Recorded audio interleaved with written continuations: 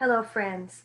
We're going to do a quick little math lesson today on comparing numbers. Now, we have done this before in class where we use the words bigger than, less than, or equal to compare numbers. Today, we're going to be doing the same thing, but we're going to be using some different words and a special symbol. Now, if you worked on any of the sheets last week in the daily packet that we sent home, it would be in the week 1 packet. There was a math sheet in there about what we're talking about. And so this is one reason we're going over this. So, like I said, we've talked about comparing numbers with more than, less than. Today, we're going to use the words greater than and less than. And this symbol that I have up here is the symbol that one of the symbols that we're going to be using. Now, when I draw my greater than symbol, I think of it being an alligator mouth. If you think about an alligator, if it wants to eat something that is a lot bigger than it is, it has to open its jaws very wide, okay? So when I make my greater than sign, for right now, I like to draw some teeth on it because it helps me remember that this means that the alligator is going to eat the larger number. Let me show you what this looks like.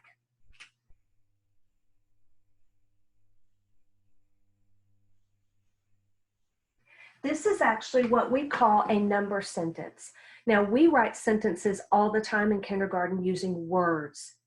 This is a sentence using numbers. And you will read a number sentence just like you do a word sentence. Here is what this number sentence sounds like. 5 is greater than 2. Let me do that again. 5 is greater than 2. And we say that because 5 is larger than 2. So the alligator will always want to eat the larger number, okay? Let me give you another example.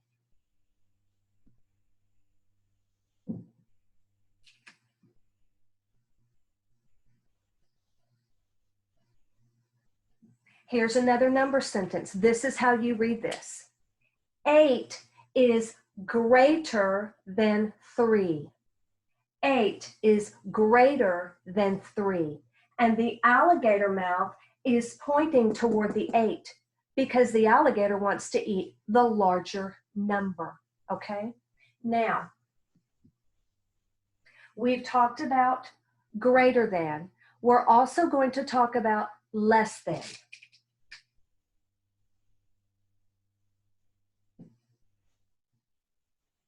This also will use an alligator mouth. But when you read this number sentence, it's just like reading a sentence with words. You always start on this side. Here's what this less than number sentence will look like.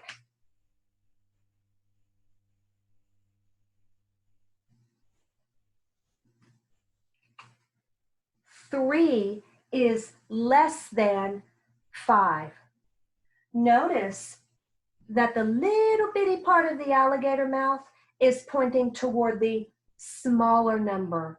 3 is less than 5. 3 is smaller than 5. Let me say that again. 3 is less than 5. And we know that this is correct because the large part of the alligator is pointing toward the larger number, wanting to eat that. Let me give you another example.